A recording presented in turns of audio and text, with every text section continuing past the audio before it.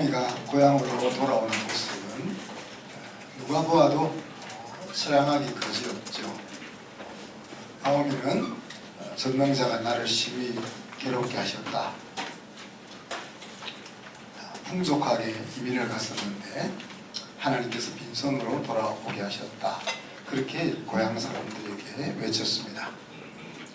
나오미 생각이 그러하다는 것이죠. 그런데 이런 생각을 가지고 살아가면은 인생이 얼마나 힘이 들겠습니까?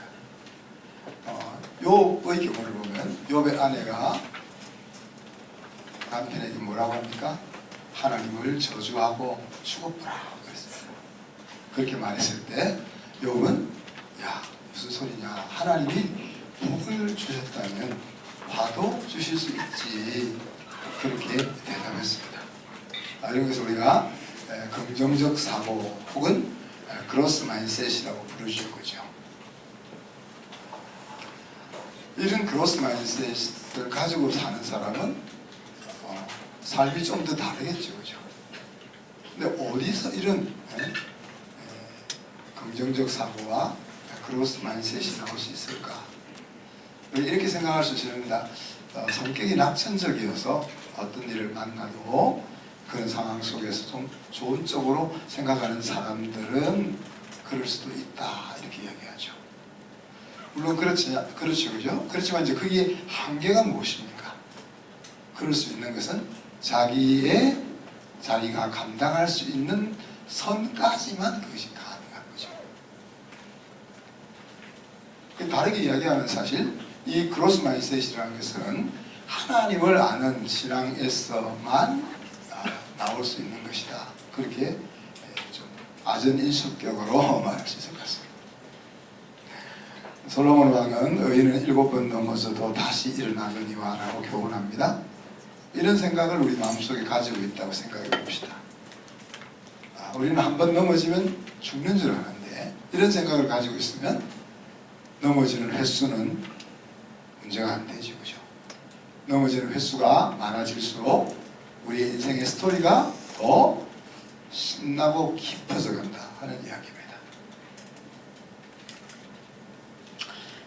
요셉의 이야기를 기록했던 모세의 눈으로 나오미의 인생을 돌아보면 어떻게 이야기했다고 했습니까? 하나님과 동행하기로 결정한 룻과 하나님이 함께 하심으로 룻의 가게가 형통했다, 이렇게 묘사할 수 있습니다. 정말로 하나님을 믿는 우리에게 중요한 것이 그 생각이죠. 그죠? 그래서 그 마음의 생각이 어떠하면 그 위인도 그러하다 했습니다. 내가 어떤 생각을 가지느냐 하는 것이 내 사람 됨됨이고 내 삶이다 하는 이야기입니다. 우리가 가져야 될 중요한 생각이 많이 있겠지만 한두 가지만 생각해 보면 하나님이 함께 하신다 하는 생각을 우리가 반드시 가져야 되겠죠. 그럴 때 오늘 요셉에게 이야기했던 것처럼 룻에게 하나님이 말씀하시는 것처럼 어떤 일이 일어났어도 형통이다 라고 말할 수 있는 거죠.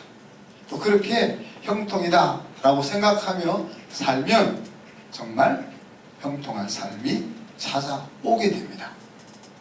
예수님과 제자들이 바로 그런 삶의 모습을 우리에게 보여주고 있습니다. 우리의 신앙이라는 것은 예수님을 얼마나 많이 잘 닮아가느냐 하는 것입니다. 예수님의 생각과 예수님의 행동에 있어서 우리가 얼마나 잘 따라가느냐 하는 것이 신앙의 핵심이라고 말할 수 있는 거죠. 여러분은 나오미와 같이 생각하지 않고 예수님과 같은 생각을 가지고 살아갈 것이죠. 목소리가 작네요. 믿음대로 될지다. 하면 안 되겠습니다. 그죠? 안 되겠습니다.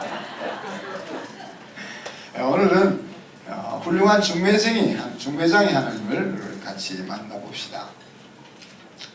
오늘 읽었던 말씀은 룻이 보아스를 만나는 장면입니다. 이 이야기는 우연을 통해 일하시는 하나님을 보게 되는 장면입니다. 그래서 오늘 제가 하나님의 중매라고 제목을 성경의 제목을 붙였습니다. 여러분 중매 한번 해보셨나요? 중매. 저는 중매를 딱 3번 했는데 셋 다 잘 살고 있습니다. 셋 다 성공을 한 거죠. 성공할 수밖에 없는 것이 될 만한 사람들만 중매하고 서로 정말 잘 맞겠다 하는 사람만 중매하니까 안 될 리가 좀 없죠, 그죠? 자, 오늘 이 상황 속에서 룻은 어떤 사람인지, 보아스는 어떤 사람인지, 이 둘을 하나님이 어떻게 엮으시는지 하는 것들을 살펴봅시다. 룻은 이런 생각을 가지고 있습니다. 지금 베들레헴으로 올라와서 먹을 것도 없고 일자리도 없지 않습니까? 그런데 아침에 광주를 하나 들고 나가면서 시어머니에게 이렇게 이야기합니다. 누군가 나에게 은혜를 준다면 내가 이삭을 주어 올 수 있지 않겠습니까? 이렇게 이야기합니다. 그죠? 여러분 이삭 줍는 것이 얼마나 힘든 건지는 아세요? 이삭이 뭔지는 아세요? 네. 우리 농부들이 농사를 열심히 짓잖아요, 그죠? 추수도 열심히 합니다. 그래서 이삭이 잘 안 남아있어요. 추수를 너무 깔끔하게 잘하기 때문에. 그런데 그런 곳에서 이삭을 주어서 한 대박을 만들려면 얼마나 많은 밭을 돌아다녀야 이삭으로 한 대박을 모을 수가 있겠습니까? 이제 그런 일을 하러 나가는 겁니다. 우리가 50년대, 60년대, 70년대 좀 나아졌지만 그때까지만 해도 대학을 나온 사람도 직장이 없어서 돌 깨는 곳에 가고 막 이런 일을 했습니다. 하루 종일 돌을 깨면은 쌀 한 대, 2대 살 수 있는 그런 돈을 받으면서 살았던 적이 있었습니다. 지금 생각하면 도무지 이해가 안 되죠, 그죠? 지금 그런 일을 하러 룻이 나가면서 은혜라는 생각을 가지고 있는 겁니다. 예? 이삭을 많이 주어서 집으로 돌아오분들 그거 가지고 뭘 하겠습니까? 애를 대학을 보내겠어요? 집을 짓겠어요? 그냥 입에 풀칠을 할 수밖에 없는 그런 일에 대해서도 은혜라는 생각을 가지고 있습니다. 오늘 이 짧은 본문 가운데 주목해야 될 2가지 부사가 있습니다. 첫째는 2절에 나오는 우연히라는 부사입니다. 자, 앞에서 말씀드렸던 것처럼 이제 이 밭 저 밭을 따라가며 이삭을 줍습니다. 룻이. 근데 이삭을 죽은 것이 얼마 안 되니까 계속 이삭을 주우러 다니는 거죠. 그러다가 우연히 시아버지의 친족인 보아스의 밭에 가게 되었다라고 얘기하죠. 누구신지 잘 모르겠습니다. 연락처 이삭을 주어서 모리를 한 대빵 만들려면 얼마나 많은 밭을 돌아다녀야 되겠습니까? 그죠? 그래서 이렇게 바구니를 들고 계속 가다가 우연히 보아스의 밭을 만났다. 그런 이야기입니다. 그래서 이 우연이라는 것이 과연 우연인가? 우리 생각해 본다면 두 번째 부사는 마침 그런 말이죠. 마침이란 말인데 원어는 부사로 써져 있지 않고 동사로 써져 있습니다. KJV에서는 behold라고 썼고요. behold라는 말은 존재하는 것을 꽉 붙잡아라는 이야기죠. 보라 그런 뜻입니다. 지금 이 일어나고 있는 이 일을 딱 붙잡아라 보라 이런 이야기죠, 그죠? 그런데 이제 영어 성경 NIV는 번역을 할 때 좀 현대적으로 이해하기 쉽게 번역을 하니까 just라는 말을 사용했습니다. 한국 성경이 참 잘 번역돼 옛날 성경이 잘 번역됐다는 것은 마침이라는 말입니다. 그러니까 그 컨텍스트로 보자면은 딱 마침 이런 일이 일어났다 이렇게 표현을 하고 있는 거죠. 보아스가 베들레헴에 내려와서 룻이 이삭을 줍는 밭으로 마침 찾아왔다 이런 이야기입니다. 자, 파워포인트 좀 보여주실래요? 이제 여기 보면 나오미의 가족들이 흉년이 들었을 때 이렇게 해서 여기 모압 땅으로 갔습니다. 하이위로 해서. 그러다가 이제 쫄딱 망한 다음에 다시 나오미와 룻이 다시 고기를 해서 예루살렘을 거쳐 베들레헴으로 돌아왔습니다. 다음. 그런데 이스라엘 나라가 세워질 때 하나님이 12지파에게 땅을 기업을 나눠줬잖아요. 그 나눠준 여기 보아스가 살고 있는 땅이 유다 지파가 살고 있는 이 땅입니다. 베들레헴 이 땅이 이제 유다의 자손인 보아스가 살고 있는 땅입니다. 다음 이 장면은 이제 베들레헴, 오늘날 베들레헴의 모습입니다. 베들레헴의 모습인데 다르게 이야기하면 여기에 중심에 도성 같은 것이 있고 그 주변으로 밭이 이렇게 있는 거죠. 그죠? 다음 한 점만 더 넘겨주시면 이거는 이제 예루살렘 옛날 도시 모형인데 이렇게 성곽으로 둘러싸여 있다면 나머지 바깥에 이제 밭들이 있는 겁니다. 꺼주십시오. 그러니까 이제 베들레헴 안에 보아스가 살고 있는데 그 동네에서 자기 밭이 얼마나 많았어요. 그죠? 많으니까 여러 밭 중에 한 밭에 도착했는데 마침 그 타임에 룻이 보아스의 밭에서 이삭을 주었다. 이렇게 얘기합니다. 이렇게 룻과 보아스의 첫 만남을 하게 되는 거죠. 이삭 줍는 남루한 여인 룻 그리고 그 밭의 주인인 보아스 이렇게 두 사람이 하나님 만나게 하신 분이 바로 하나님이다 하는 이야기죠. 성도가 인생을 살아가며 만나는 사람과 일은 우연을 가장한 필연이라고 말할 수 있습니다. 왜요? 하나님이 항상 우리를 눈동자처럼 지켜보신다 했고 또 도와주시고 보살피시고 보호해 주신다고 말씀하셨으니 하나님의 자녀들에게 일어나는 모든 일들은 우연히 일어나는 것이 아니라 하나님의 큰 플랜 속에서 자유롭게 이루어지고 있는 일이다. 우리 그렇게 보아야 된다는 이야기입니다. 여러분 성경에 나와 있는 어떤 나레이티브, 어떤 스토리를 가지고도 그 말씀을 잘 살펴보면 그 우연처럼 여겨지는 것들이 하나님의 큰 계획 속에 필연적으로 이루어져야 될 것들이야 하는 것들을 발견할 수가 있습니다. 예를 들면 구약에서 우리 한 사람을 찾아오는데 요셉의 스토리는 너무 많지만 그 중에 짤막짤막하게 생각해보면 하나님이 요셉에게 꿈을 주셨습니다. 우연히 꿈을 주셨죠. 그죠? 그렇잖아요. 그러나 그 꿈은 다른 꿈이었습니다. 비전을 보여주는 꿈을 자, 그럼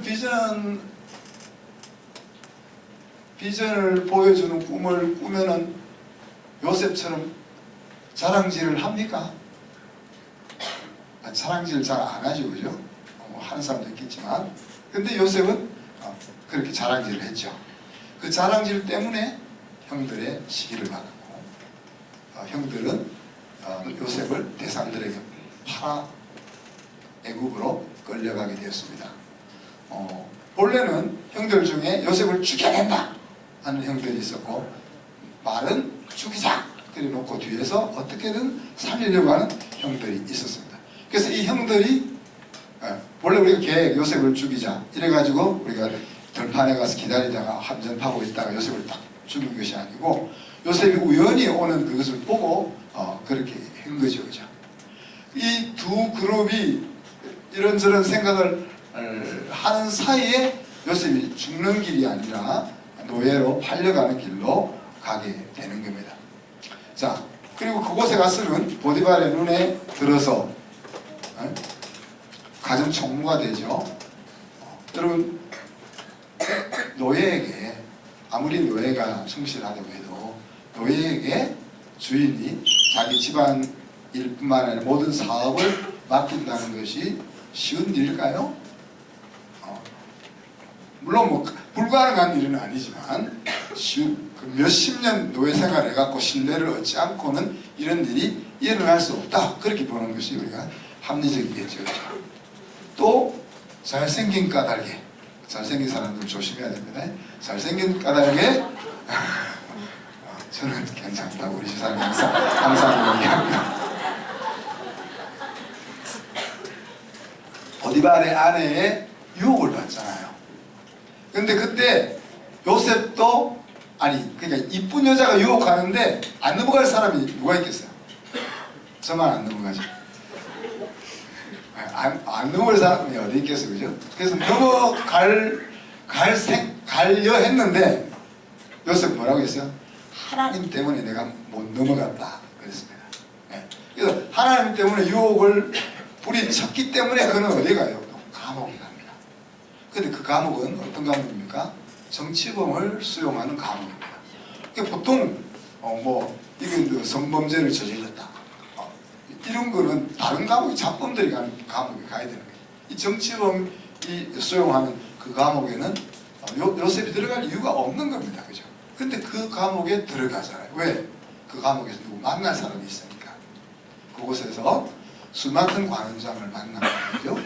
그리고 술 맡은 관원장이 하필 하나님이 그때 또 꿈을 왜 꾸게 해줘요. 꿈을 꾸게 해주고 그 꿈을 해석해 주면서 부탁하잖아요. 야, 나가면은 내가 억울하게 이 자리에 있다는 것을 왕에게 꼭 이야기해서 좀 풀려나게 해줘 라고 부탁을 했습니다. 그런데 그런 죽고 사는 문제에 공헌을 했던 요셉의 부탁을 잊어버릴 수가 있겠어요? 없죠, 그죠? 근데 잊어먹잖아요. 잊어먹고 한참 있다가 바로가 또 꿈을 꾸잖아요. 그리고 그 바로가 꾼 꿈을 해석할 사람이 없어서 요셉이 떠오른 거죠. 그렇게 죽다가 살아났을 때도 잊어버렸던 그 요셉을 아무런 관계가 없는 상황에서 떠올려 가지고 결국 요셉이 애굽의 총리가 되지 않았습니까? 자, 그럼 여기서 다 우연처럼 그냥 계획을 짜서 진행된 것이 아니고 우연처럼 다 이루어진 거지만은 한 가지만 생각해 보면 만약에 요셉이 술 맡은 관원장의 해명을 통해서 해방이 되었다면 그냥 상만 받고 아니면 이제 감옥에서 나오는 것입니다. 그런데 30살까지 감옥에 갇혀 있었기 때문에 바로를 만날 수 있었고 바로의 꿈을 해석해 주는 그 일로 인해서 그가 애굽의 총리가 되는데 애굽에서 관직에 나갈 수 있는 나이가 30살 됐다는 거예요. 그러니 17살 때 팔려와서 13년 동안 죽을 고생을 요셉의 눈으로 볼 때 또 독자들의 눈으로 볼 때 억울한 죽을 고생을 한 것이지만 하나님의 눈으로 볼 때는 그 13년이 필요한 시기입니다. 제가 21살부터 장가 가려고 애를 썼는데 저는 이렇게 멋있는 가정을 꾸려가지고 행복하게 살고 싶은 생각이 많았거든요. 그런데 결국 33살에 결혼했잖아요. 그게 제 죄가 아니고 저희 집사람 죄인 거예요. 우리 사람이 어려가지고 결혼할 만한 24살이 될 때까지 저가 못 만난 거죠.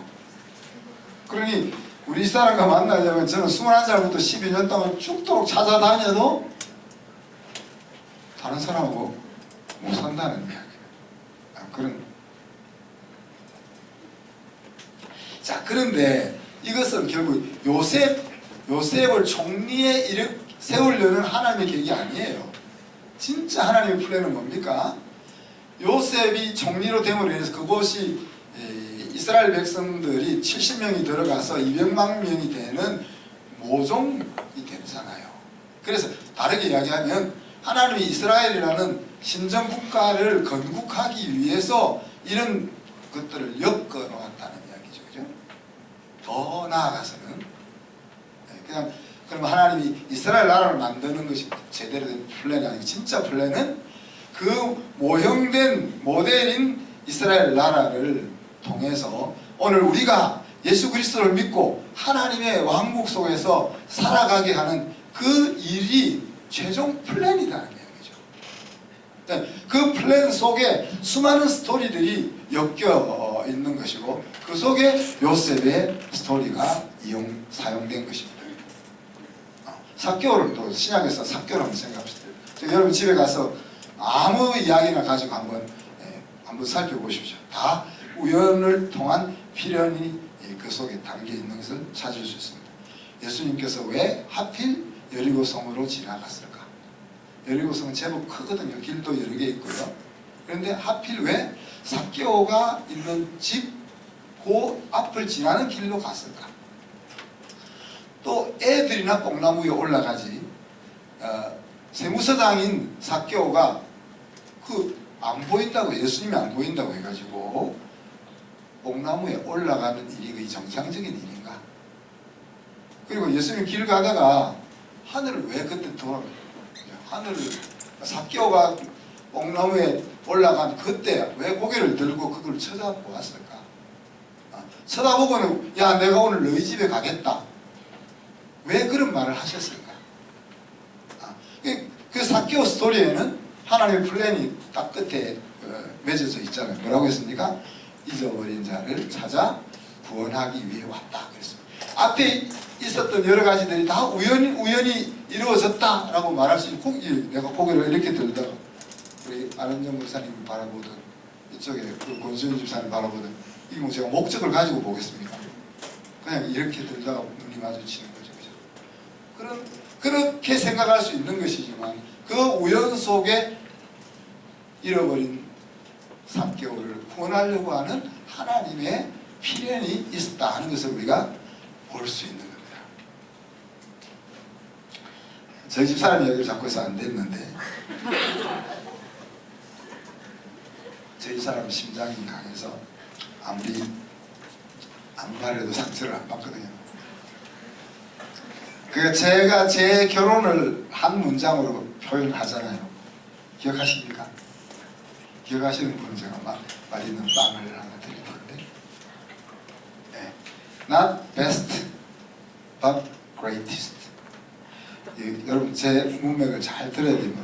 왜 목사님이 사모님을 저렇게 깔아뭉개나 이렇게 생각하시면 안 돼요. 문맥을 잘 보면 Not best라는 말은 내가 원하는 여자는 아니다 이 말입니다.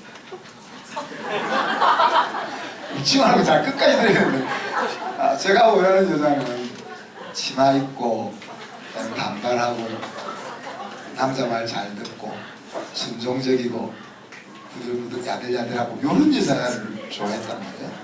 그리고 그런 여자랑 계속 데이트를 했단 말이에요. 그러니 결정적으로 하나님이 이제 그런 여자를 나의 배필로 준비해 주셨을 것이다 생각을 했는데 그게 아닌 거죠. 저희 사람 치마 입으라면 뭡니다.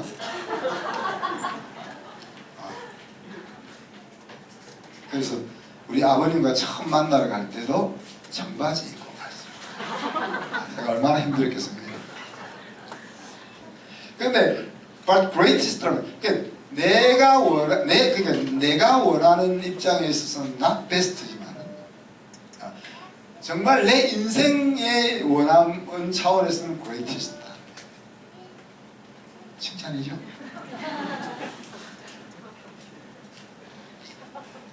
그런데 우연을 가장한 필연들이 찾아올 때 어떤 사람은 그것을 놓치고 어떤 사람은 그것을 붙잡습니다. 또 어떤 사람은 놓쳤을 때 하나님이 그냥 그래 네가 놓쳤으니까 갈 때 네 마음대로 가. 그냥 놓아주세요. 어떤 사람들이 에서 같은 사람 또 사울 같은 사람 사울 왕이 하나님의 부름을 받을 때는 얼마나 겸손하고 준수하고 멋있었습니까? 그런데 한번 제사 드리지 말아야 될 것을 두려워서 사무엘 대신 제사 지냈다는 이유로 하나님 눈 밖에 나서 그래 그럼 넌 네 갈 길로 가. 하나님 왜 놓아두어 버렸습니다. 그죠? 가난 유다 같은 사람 자기에게 주어진 그 우연의 기회 속에서 예수님을 파는 선택을 했다가 후회했잖아요. 그래서 제사장에게 찾아가서 내가 잘못했다. 나 내 의사가 아니었다. 돈 돌려줄게. 그러다가 제사장이 돈 돌려 안 받으니까 양심의 가책을 받고 떨어져서 자살해서 죽었잖아요. 얼마나 멋있습니까? 안 그렇습니까? 남자가 자기가 저지른 잘못을 깨닫고 목숨을 던져서 책임을 졌다. 안 멋있습니까? 하나님 그래 너는 그렇게 해. 이렇게 두시는 사람이 있고, 어떤 사람은 놓치면 하나님이 손을 붙잡아서라도 억지로 다시 잡도록 하는 사람이 있는 거예요. 야곱 같은 사람이잖아요. 매일 뺀질거리면서 항상 잔머리를 가지고 살아갔던 그를 하나님이 다리뼈를 분질러 때리면서까지 그 우연을 붙잡게 하시잖아요. 베드로 같은 사람, 자기가 죽어도 예수님을 부인하지 않겠다 라고 말해놓고는 그 말이 떨어지기도 전에 3번이나 예수님을 저주하면서 부인했지만, 예수님은 개를 붙잡아다가 고기를 구워 먹이고 또 긴 이야기를 하면서 마음을 어루만져서 다시 그것을 붙잡게 하시잖아요. 바울 같은 사람 보세요.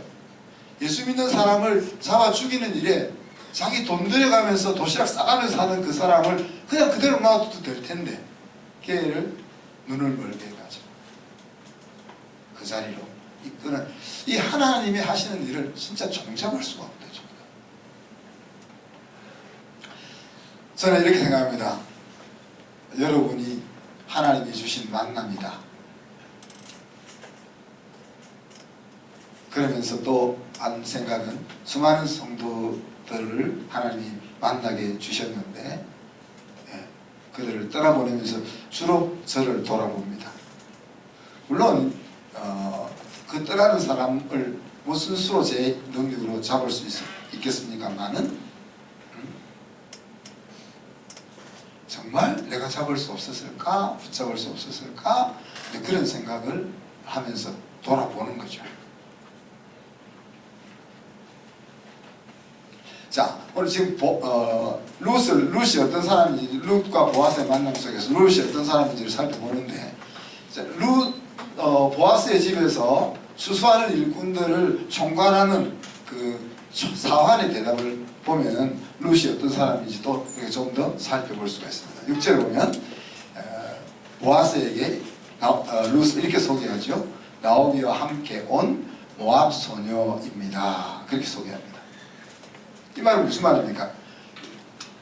이 사환이 룻을 평가하기는 하나님 믿지 않는 사회에서 살았지만 하나님 신앙을 중요하게 여겨서 고향을 떠나 시어머니를 따라 베들레헴으로 올라온 사람입니다 라고 이렇게 소개하고 있는 거죠.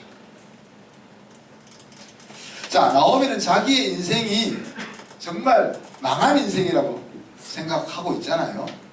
그런데 오늘 이 말씀을 보면은 나오미의 인생, 이 일 하나만 가지고도 복받은 인생이다라고 말할 수 있는 거죠. 룻이 어떤 사람입니까? 다윗의 할머니, 그리고 예수 그리스도의 족보에 올라가는 그런 사람이잖아요.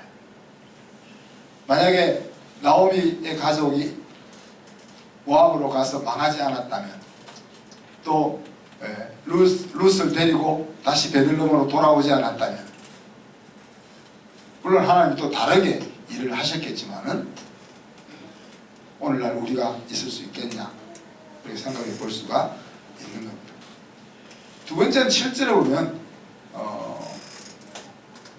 하인에게 룻이 이삭을 줍는 것을 허락해 달라라고 요청하죠, 그죠? 그리고 이제 그 하인이 보아스에게 이제 보고하는 이야기입니다. 그리고 아침부터 지금까지 잠시 집에 가서 쉬고 온 이후에는 계속 일하고 있습니다 라고 룻을 소개합니다. 그죠?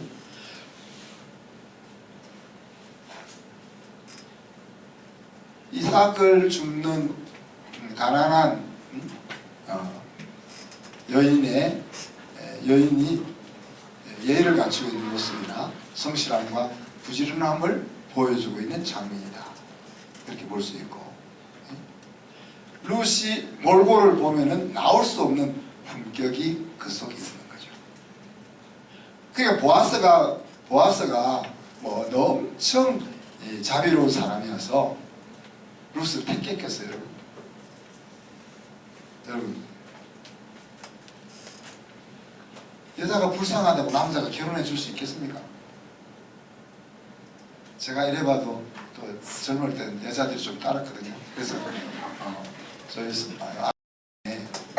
안 만나주면 죽겠다는 예쁜 아가씨가 있어요. 우리 집사람도 아는데. 근데 아무리 예뻐도 저는 마음에 안 든단 말이에요. 근데 어떻게 해요? 죽겠다고 하는데. 그래서 만나줬죠. 만나서 잘 이야기해서 마음을 보듬어 줬는데, 죽겠다고 한다고 제가 그 여자랑 결혼할 수 있겠습니까? 그렇죠? 그럴 수 있는 것 같다고 생각하시는 것 같은데. 자, 이제 보아스라고 룻과 만난 보아스를 한번 봅시다. 보아스는 살몬의 아들이자 유다 지파 사람이다. 그렇게 소개했죠. 앞에서 우리가 유다 지파는 어느 땅에 살고 있는지를 제가 보여드렸습니다. 살몬은 대제사장 아론의 고모부입니다. 그런데 또 이 보아스는 유다의 며느리가 누구죠? 다말. 그리고 그 다말과 시아버지 사이에 좋지 않은 일로 인해서 태어난 그 후손이 보아스입니다. 보아스의 어머니는 기생 라반입니다. 그리고 보아스의 손자는 잘 알죠. 이세고 정손자가 다윗입니다. 마태복음 1장 5절에 보면 예수님의 족보를 이야기하면서 이렇게 이야기하면 살몬은 라합에게서 보아스를 낳고 보아스는 룻에게서 오벳을 낳고 오벳은 이세를 낳고 이렇게 이야기합니다. 보통 족보를 이야기할 때 여자의 이름은 언급이 안 됩니다. 톨레도시라고 해서 구속사의 중요한 남자들 이름이 이렇게 올라가는데 여기에 딱 두 사람의 여인의 이름이 올라가 있는 거죠. 라합과 룻. 이 두 사람은 어떤 특징을 가지고 있습니까? 이방 여인이지만 다르게 이야기하면 하나님을 믿지 않는 사회 속에서 살았던 여인이지만 유대인들보다 하나님 믿는 문화 속에서 살았던 유대인보다 더 하나님 신앙을 가진 여인들입니다. 그래서 이들이 족보에 이름이 올라가 있는 겁니다. 또한 보아스는 베들레헴의 부유한 농부였다. 그렇게 소개하죠. 자, 물질 입고로 축복, 이것은 아니지만 하나님의 백성들이 풍요롭게 되는 것은 하나님이 주신 복임에 분명하다고 성경이 이야기합니다. 우리가 추구하는 복이 이 땅에서 물질적으로 풍요하게 사는 그것은 아니지만 영적이고 영원한 복을 바라면서 가는 것이 우리가 가야 될 길이지만 그럼에도 불구하고 이 땅에서 풍요로운 삶을 살게 되는 것은 하나님이 주신 복이다. 그렇게. 그러니 이제 보아스는 하나님으로부터 복을 받은 그런 사람으로 소개되고 있죠. 또한 4절 하반절을 보면 보아스의 사랑 됨됨이를 우리가 볼 수 있는 장면이 나옵니다. 수수하는 일꾼에게 복을 빌어주죠. 하나님이 너희와 함께 하시기를 그렇게 복을 빌어줍니다. 여러분 주인의 입장에서는 그 일꾼들은 뭡니까? 자기 월급 받아가면서 일하는데 걔들을 위해서 복을 빌어줄 주인이 과연 몇이나 있겠습니까? 그러자 또 보세요. 일꾼들은 보아스에게 화답합니다. 뭐라고 화답합니까? 당신에게도 그런 일이 있었으면 좋겠습니다. 라고 화답하죠. 그러니 자기가 월급을 주는 하찮게 여길 수 있는 일꾼들을 존중하는 모습과 또 일꾼들도 정말 그 주인인 보아스를 존경하고 있는 그런 모습을 우리가 볼 수 있습니다. 자, 5절에 가니까 이 보아스가 사환에게 룻의 소속을 묻습니다. 왜 부르겠어요, 여러분?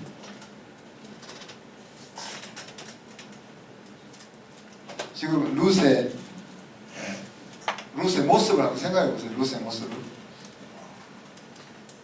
누더기의 초췌한 모습으로 이삭을 줍고 구석에서 이삭을 줍고 있는 한 여인에게 주인이 왜 관심을 가졌겠어요? 앞에서 이야기했지만은 행세는 그렇지만 그에게서 품격이 있다 하는 것을 보았기 때문에 아니겠습니까? 우리 셋째가 자기는 어떤 사람이 우리가 좀 학창 시절에 야 너는 어떤 사람과 결혼할래 그랬더니만 가문이 좋은 여자와 결혼하겠다 그랬는데 이렇게 하나님께서 룻과 보아스의 결혼을 위해 걸음을 띄신 것이 오늘 읽었던 본문입니다. 오늘 말씀의 엑스티킷은 하나님은 내 인생에서도 우열을 가장한 필연을 만드시겠는가 하는 질문입니다. 뭐라고 대답할까요? Of course. Absolutely sure.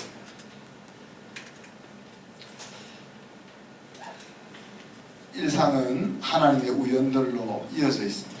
마태복음 25장 34절로 40절에 보면 양과 염소의 마지막 심판 때의 모습을 이야기하면서 임금이 비유로 이렇게 이야기합니다. 자, 임금이 와서 말합니다. 내가 줄일 때 너희가 먹을 것을 주었고 목마를 때 마시게 하였고 나그네 되었을 때 영접하였고 헐벗었을 때 옷을 입혔고 병들었을 때 돌보았고 옥에 갇혔을 때 와서 보았느니라. 이렇게 이야기를 했습니다. 그러니까 그 말을 듣던 의인들이 이렇게 얘기합니다. 의인들이 대답하여 이르되 주여 우리가 어느 때에 주께서 줄이신 것을 보고 음식을 대접하였으며 목마르신 것을 보고 마시게 하였나이까? 어느 때에 나그네 되신 것을 보고 영접하였으며 헐벗으신 것을 보고 옷 입혔나이까? 어느 때에 병드신 것이나 옥에 갇히신 것을 보고 가서 배웠나이까 하리니 그랬습니다. 그때 임금의 대답은 여기 내 형제 중에 지극히 작은 자 하나에게 하는 것이 곧 내게 한 것이라 그렇게 말했죠. 여러분 지금 예수님이 오늘 지금 이 자리에 와서 야 예배 끝나고 나 점심 좀 사줄래? 그럼 여러분 오늘 돈을 안 가져왔습니다. 그럼 말할 수 있어요? 오늘 바빠서 다음에 하죠? 그렇게 말할 분이 있습니까? 예수님이 오늘 저녁에 와서 야 내가 오늘 잘 때갔는데 너희 집에 가서 좀 잘 수 있겠냐? 그럴 때 우리가 방이 없습니다. 청소가 안 돼 있습니다. 지금 애가 시험 기간이라서 좀 힘듭니다. 이렇게 이야기하겠어요. 지금 예수님이 여기 왔는데 오시다가 넘어져가지고 다리에 피가 나고 있으면 여러분이 그 피 나고 있는 그걸 모른 척 하시겠습니까? 절대 안 그러겠죠. 근데 하나님이 그렇게 안 나타난다는 이야기죠. 물론 하나님 변장해가지고 지금 하나님 변장해가지고 지극히 작은 자로 나타났다는 말은 아닙니다.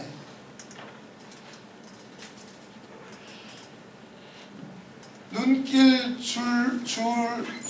주지도 않을 그런 소자에게 하는 것이 곧 하나님에게 하는 것이다. 그렇게 하겠습니다. 다르게 이야기하면 우리 일상적인 삶 속에 그냥 하찮게 지나가는 우연처럼 흘러가는 그 속에서 하는 일들이 바로 우리가 해야 될 일이고 주님을 만나는 일이다 라는 이야기입니다. 하나님이 행하신 가장 위대한 우연은 무엇이겠습니까? 우리를 예수님께 중매 붙인 겁니다. 데살로니가후서 2장 13절에 보면 사도 바울이 이렇게 얘기합니다. 주께서 사랑하시는 형제들아 우리가 항상 너희에 관하여 마땅히 하나님께 감사할 것은 하나님이 처음부터 너희를 택하사 성령의 거룩하게 하심과 진리를 믿음으로 구원을 받게 하심이니 그렇게 기록했습니다. 하나님이 옛날부터 우리를 하나님의 자녀가 되게 계획을 가지셨다 이야기죠. 그리고 성령을 통해서 우리 마음속에 믿음이라는 것을 가질 수 있게 해서 구원을 받겠다는 말은 예수님의 신부가 되게 했다 하는 이야기입니다. 저는 하나님은 당신의 친구십니다라는 그 문구가 적혀 있는 요 손바닥 반만한 스티커를 보고 하나님 앞에 나왔습니다.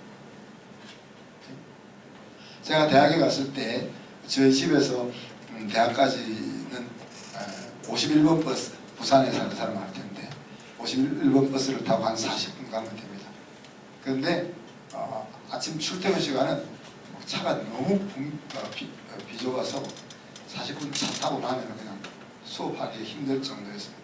그래서 이제 집에서 돈을 받아가지고 학교 앞에서 이제 집을 얻어가지고 사랑방을 하면서 이제 제자 훈련을 했는데, 만약에 그렇게 그 51번을 타고 다니던 짧은 시간에 그 스티커를 본 거예요. 그래서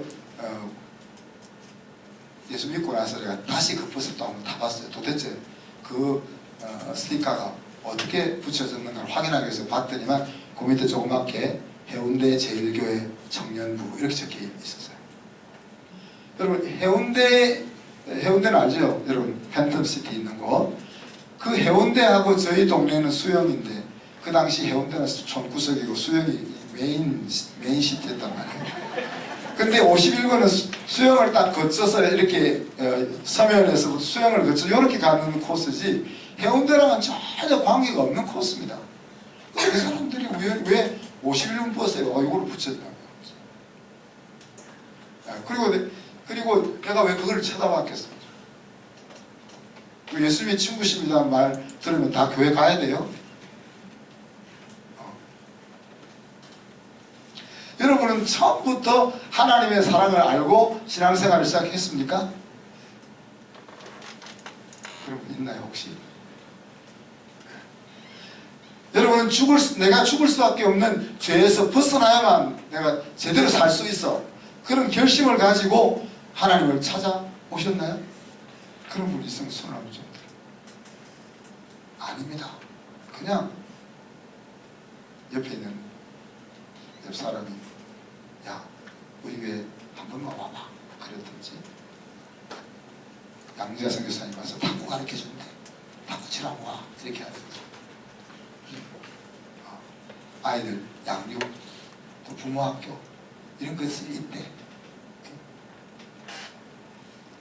부부 모임이 있대, 이런 이야기를 듣고 어떻게 귀가 솔깃하지도 않고 그냥 한번 들려봤다고 붙잡힌 거 아니에요? 하나님을 붙잡힌 거 아니에요? 여러분이 이제 집에 돌아가서 여러분의 마음을 하나님께 관심을 가지게, 무엇이 하나님께 관심을 가지게 했는지 한번 생각해 보세요. 다 우연 속에서 일어나는 일들인데 왜 내가 그런 상황 속에서 하나님께 대한 관심을 가지게 되었을까? 그 관심을 가지게 되었을 때에 마음을 움직이게 하시는 분이 한 목사님 옆에 있습니다. 어머니가 옆에 있습니다. 성령 하나님. 그래서 성령 하나님의 그 계획을 성령 하나님께서 중매를 해서 우리를 어디로? 그리스도의 신부가 되게 하신 것입니다. 그래서 우리가 예수님과 정혼 관계에 와 있다 그랬잖아요. 그죠? 이스라엘 나라의 정혼 관계는 부부와 같은 관계입니다. 아직 결혼식이 이루어지지 않아서 잠자리만 갖지 못하는 거지 실제로 부부로 취급을 받습니다. 그래서 정혼했다가 남자가 죽으면 그냥 과부로 살아야 되는 거죠. 그런 겁니다. 말씀 사역자들은 이제 하나님이 이렇게 우연히 중매를 써 나가시는데, 우리 말씀 사역자들은 직접 사람을 만나서 예수님과 엮어주려고 있는 중매생이 되리라고 말할 수 있죠. 고린도후서 1장 2절에 보면 사도 바울이 이렇게 얘기하면 내가 하나님의 열심으로 너희를 위하여 열심을 내노니 내가 너희를 정결한 처녀로 한 남편인 그리스도에게 드리려고 중매하미로다. 그렇게 이야기했습니다. 세번역에서는 이 중매한다는 말을 그리스도와 약혼시켰다. 그렇게 얘기하는 거죠. 그래서 예수님이 하나님이 우연히 우리를 그리스도의 신부가 되게 중매를 하고 있다면은 우리 순장들이나 바나바나 또 우리 목회자들은 대어놓고 그 일을 하고 있는 거죠. 그리고 여러분들도 마찬가지. 여러분들도 이렇게 모든 성도들은 영적으로 자라서 어른이 되게 되고 어른이 되면은 그 중매적인 노릇을 하게 되어 있는 것입니다. 기도합시다. 하나님 사랑을 하여 감사합니다. 룻과 보아스가 엮여지는 일은 바로 우리가 예수님과 엮여지게 하기 위한 시발점이었다 하는 사실을 우리가 살펴보았습니다. 모든 사건들이 그냥 우연히 일어난 것 같이 보였지만 결국은 하나님의 나라를 세우시려고 하는 그 방향으로 작용하고 있었던 것을 우리가 살펴보았습니다. 하나님, 우리에게 우연이라는 사건들이 시간들이 지나갈 때 내가 그 자리에서 반드시 해야 될 일을 놓치지 않게 저희들을 붙잡아 주옵소서. 감사드리며 예수 그리스도 이름으로 기도하옵나이다. 아멘.